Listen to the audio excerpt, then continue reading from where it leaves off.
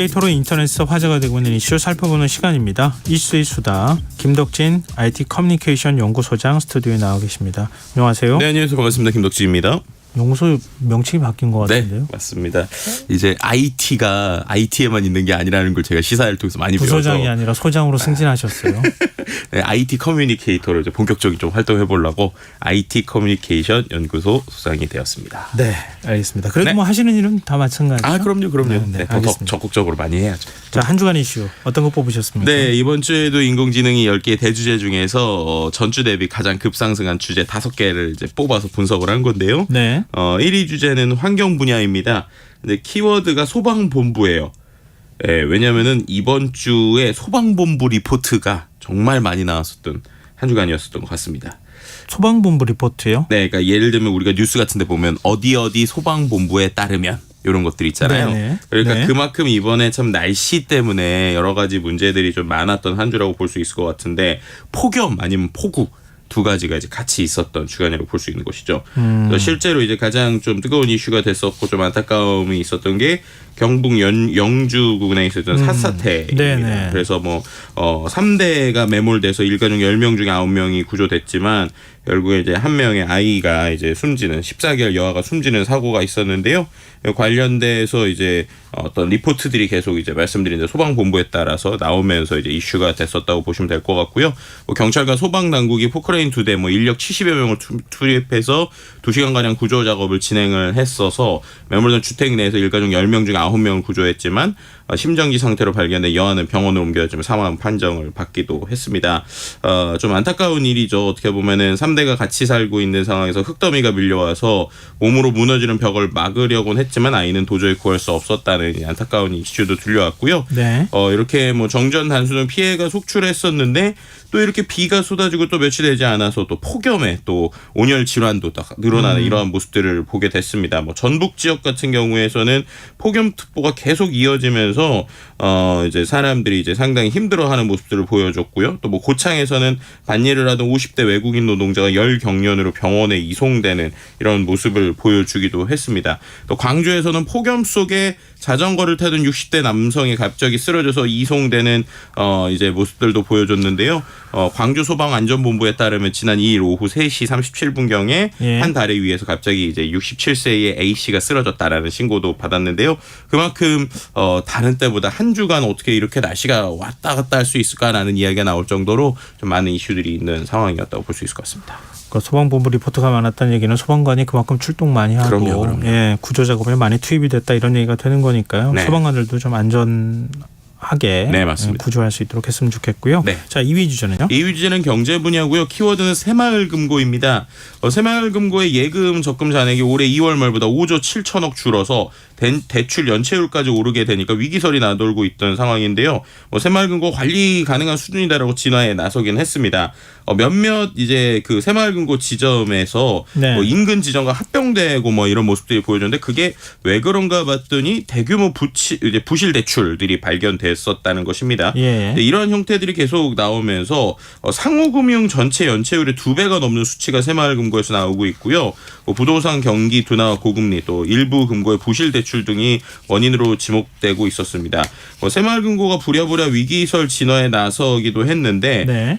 이제 어떻게 5월부터 증가세를 이제 회복했다. 연체율 또한 관리 가능한 수준이다. 이렇게 나왔고요. 행정안전부가 새마을금고 관리감도 강화하기로 하고 연체율 상위 금고를 특별 점검하기로 했다라는 이야기가 나오는데요. 네. 근데 이제 계속 나오는 뉴스들이 정말 이게 맞는 방향인가에 대해서 댓글에서 뜨거운 토론이 나올 수밖에 없었던 뉴스들입니다. 네. 가장 대표적인 게 100% 이자를 감면해주겠다라고 하는 방침이 한번 나왔었다는 거예요. 네. 높은 연체율로 이제 말씀드린 MG 새마을금고가 밀린 이자를 내야 할 이자까지 100% 감면해주겠다는 방침이 나왔다는 건데요. 원금만이라도 빨리 갚게 해서 당장 눈에 보이는 연체율을 줄이겠다는 건데 이거 눈 가리고 아웅하는 건 아니냐라는 이야기가 나온 것입니다. 그리고 이게 이제 올해 말까지 뭐 한정료로 연체된 이자는 물론 이제 정상적인 이자까지 감면해주겠다는 건데 이게 각 지역 새마을금고 이사장의 승인만 받으면 되고 또 이자 액수의 제한도 없다라는 이야기들이 나옵니다. 예. 이렇게 되다 보니까 결국에는 연체 기록이 사라지고 연체율 집계에서 뭐 이자율 전체를 감액해주면 아무래도 빠지게 되겠죠. 근데 중요한 것은 이렇게 되면 힘들어도 정상적으로 이자를 갚아온 사람들, 이 사람들의 형평성 논란도 일고 있고요. 예. 결국엔 은행이라고 하는 것이 예대 마진을 통해 가지고 이제 돈을 버는 곳인데 이런 것들이 장기적으로 되면 이게 어떤 문제가 생기는 것이 아니냐라고 나오고 있는 상황이고요. 뭐 새마을금고 측에서는 이자를 감면해 주려는 것이 뭐 충분히 회생 가능한 사람들을 일시적으로 도와주겠다는 거지 뭐 연체율을 낮추기 위해서 실시한 조치는 아니다. 뭐 이렇게 해명하기도 했습니다. 굉장히 좀 다급해 보이는데요. 네, 새마을금고가. 네, 그런 부분 좀 보이는 좀 것 같습니다. 불안하다 이런 생각이 드네요. 자, 3위 주제는요?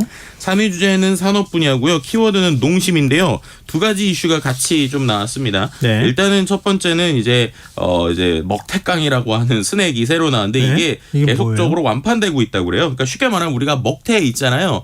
그 우리가 이제 먹태 들어가는 거, 뭐 맥주 마실 때 네네 그거를 이제 새우깡처럼 과자로 만든 형태인데 이게 SNS에서 뭐 상당히 뜨거운 이슈라고 해요. 근데 왜 이 이야기를 드리냐면 이게 이제 실제로 가격이 약간 더 일반 새우깡보다 좀 높습니다. 그래서 이제 새우깡이 보통 이제 소매점 기준 1,500원이었는데 먹태깡이 이제 그 한 1,700원 정도 이제 하거든요. 근데 이 부분이 왜 이야기가 되느냐?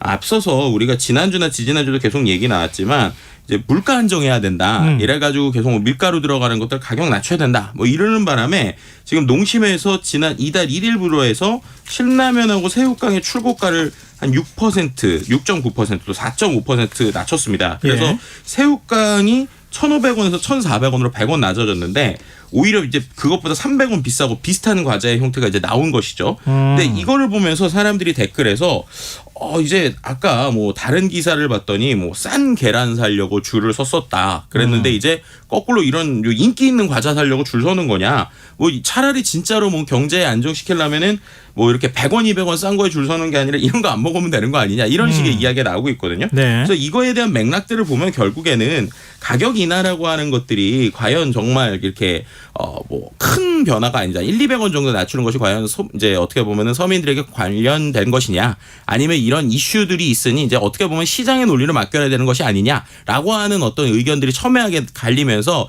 이번 이 깡 이슈들이 좀 나오고 있다라고 볼 수 있을 것 같습니다. 정부가 조금 내려라 이렇게 얘기하니까 내리는 신용만 하는 거 아니냐. 여기에 따른 좀 뭐랄까 불편한 마음들 이런 게 좀 반영이 되는 거 아닌가 싶네요. 네네네. 자, 3위 주제는요. 네, 3위에 또 다른 주제가 하나 더 있는데요. 이게 산업 분야에서 나온 또 이슈가 되고 있는 게 신속 주유비라고 하는 키워드입니다. 그러니까 이게 참 우리가 배달비도 아니고 참 이걸 어떻게 해석해야 될지 모르겠는데 우리가 보통 요즘에 이제 최저가 기름을 이렇게 찾을 수 있는 사이트들이 있잖아요. 정부에서 공식적으로 운영하는 사이트도 있고. 근데 그 사이트를 가서 이제 최저가인 줄 알고 갔더니 이제 무조건 신속 주유 서비스라는 게 있다는 거예요. 그래서 2,000원을 별도로 내야 된다라는 겁니다. 이게 무슨 말이냐면 요즘에 셀프 주유소들 많이 보셨잖아요. 이제 셀프 주유소에 가면은 최저가로 이제 자기가 기름 넣을 수 있죠. 근데 여기에도 만약에 사람들이 셀프 주유의 형태가 가능했다면 이거에 대해서 이슈를 제기를 안 하는데 무조건 사람이 와서 기름을 이제 어떻게 보면 거기에 있는 직원이 와서 기름을 넣는다는 거예요. 근데 내가 셀프 주유는 못 하는 겁니다. 근데 최저가인데 그러니까 기존의 기름 플러스 2,000원을 더 내야 되는 이런 이제 좀 이상한 현상이 발생하고 있다는 거예요. 이게 무슨 얘기예요? 그러니까요. 직원이 와서 너 좀 2,000원 더 비싸게 받는 거예요? 네. 근데 직원이 와서 기름을 넣으면 2,000원 더 비싸게 받는데 그러면 선택지라도 있으면 모르는데 그렇죠. 혼자 넣을 수도 있어야죠. 선택지가 없고 무조건 직원이 와서 기름을 넣는다는 겁니다.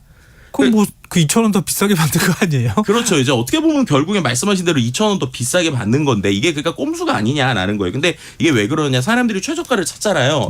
최저가를 찾아가지고 받는데 갔더니 최저가가 아니라 2,000원 플러스라는 거죠. 그러니까 이거 오피넷이나 이런 데 올릴 때는 최저가를 올리고 실제로 갔더니 2,000원 더 받는 신속주유. 그래서 뭐 10,000원을 든 20,000원을 든 2,000원 별도로 이제 받는다라는 건데요. 이렇게 되니까 댓글들에서 꼼수로 호도하는 주유소에 속았다. 이거는 돈을 떠나서 괘씸한 괘씸하고 화가 난다 이렇게 얘기를 했고요. 근데 예. 주유소 측에 이야기를 했더니 이렇게 받아야 직원들 월급을 줄 수 있다. 뭐 이렇게 해명하고 있는 상황이다 보니까 이걸 보면서 이제 댓글에서 배달비 포장비에 이어서 이거 주유비까지 생기는 거냐. 이거 다른 주유소도 이럴까 봐 무섭다. 이것도 사기 아니냐라는 반응을 보이고 있는 상황입니다. 아, 참 새로운 거 알았네요. 자, 4위 주제는요? 4위 주제는 IT 과학 분야의 반도체고요. 중국에서 반도체 핵심 재료인 이제 갈륨에 대해서 수출을 통제하고 있다라는 이제 뉴스가 나온 겁니다. 네. 이게 어떻게 보면은 미중 무역 갈등의 이슈라고 볼 수 있을 것 같고요. 미국의 대중 반도체 및 첨단 기술 규제가 강화되자 보복 조치를 내놨다는 해석인데요. 이제 우리나라 입장에서는 결국에는 이러한 상황들을 계속적으로 지켜볼 수밖에 없기 때문에 전 세계에서 결국 가장 생산량이 많은 이제 갈륨과 게르마늄 이게 결국엔 반도체 핵심 부품 중에 하나이거든요. 네. 근데 이 부분이 결국에는 다 중국에서 거의 다 나오다 보니까 이 부분에 있어서 과연 전자제품의 생산 비용이 어떻게 될 것이냐 또 첨단 기술 개발 경쟁을 둘러싼 지정학적 긴장이 어떻게 될 것인가에 대해서 계속적으로 전 세계적으로 좀 지켜보고 있는 상황이다. 이렇게 말씀드릴 수 있을 것 같습니다. 제2의 요소 사태 터지는 거 아니야? 뭐 좀 걱정하시는 분들이 있더라고요. 네네. 자, 마지막 5위 주제는요? 네, 5위 주제는 문화 분야의 콘텐츠이고요. 최근에 이제 우리나라 K 콘텐츠가 상당히 뜨겁죠. 근데 네. 이 K 콘텐츠에 우리가 이제 어떻게 보면 지식재산권 IP라고 표현하잖아요. 네. 뭐 예를 들면 드라마가 나오든 영화가 나오든 거기에 가장 핵심인 이야기. 그 이야기를 요즘에 발굴하기 위해서 어떻게 보면 우리나라의 엔터사들이 각종 공모전을 이어가고 있다는 소식입니다. 네. 뭐 카카오 엔터 같은 경우에도 드라마, 영화 공모전을 하고 있고요. CJ ENM 같은 경우에도 신인 스토리텔러들을 육성하고 있다는 것인데요. 그만큼 확실히 이 이야기의 힘이 그 어느 때보다도 우리나라에서 상당히 중요하고 뜨거워진다라고 볼 수도 있을 것 같고요. 또 이제 단순히 이야기가 예전에 뭐 영화를 위한 이야기, 드라마를 위한 이야기였다면 네. 요즘에 이제 받고 있는 대부분은 예를 들면 게임의 시나리오인데 그 시나리오를 받아서 네. 그걸로 또 뭐 OTT 영화도 만들고 이런 형태의 콜라보돼 있는 다양한 형태의 지금 그 어떻게 보면은 이런 행사들이나 아니면 심사들이 있기 때문에 네. 나만의 이야기가 있다. 라고 하시는 분들은 이런 기회에 한번 나의 이야기를 펼쳐보시는 것도 상당히 큰 의미가 되지 않을까라고 말씀드릴 수 있을 것 같습니다. 뭐 그렇게 해서 재능 있는 분들이 많이 발굴이 되면 참 좋죠. 그러니까요. 요즘 뭐 드라마 보면서 좀 그런 생각하는데요. 웹툰 없으면 요즘에 드라마 못 만들 것 같아. 이런 생각이 들 정도로 이렇게 네. 웹툰을 많이 드라마로 만들더라고요. 웹소설도 요즘 장난 아닙니다. 아, 웹소설 시장도 상당히 크고요. 아. 웹소설 이야기로도 요즘 영화나 드라마도 나오고 있는 상황이죠. 아, 열심히 봐야 되나. 갑자기 그런 생각이 들었네요. 자, 오늘 이슈이스타 김덕진 IT 커뮤니케이션 연구소 소장과 함께했습니다. 오늘 말씀 고맙습니다. 네, 감사합니다. KBS 라디오 김성환의 시사 1부 순서 여기서 마무리하겠습니다. 전 11시 전과 2부에 다시 찾아오겠습니다.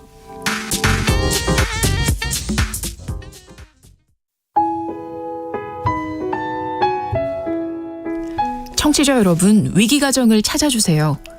어려운 경제 상황 속에서 긴급한 경제적 지원이